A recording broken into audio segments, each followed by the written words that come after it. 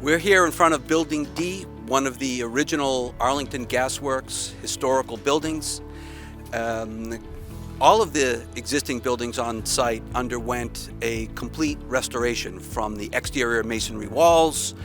You can see we added new windows on the main center volume, complete new interiors in the office spaces in buildings A and B. But here, this is a building that's going to be used for storage, but we're maintaining the historical nature and quality of the building. And you can see the original terracotta tile roof is still there, which underwent tile replacement and was maintained and restored to its original condition. You can see we've added snow guards to that roof, as well as replaced some of the damaged and deteriorated capstones.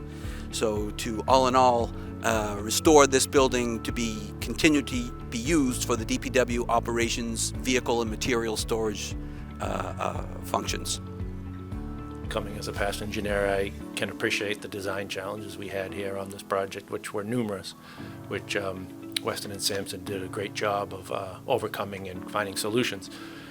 From the site, working in a flooded site from time to time, working in a hazardous landfill, essentially, and we have a brook running through the center of our site here. Numerous challenges that the design team met head-on to get us a successful project.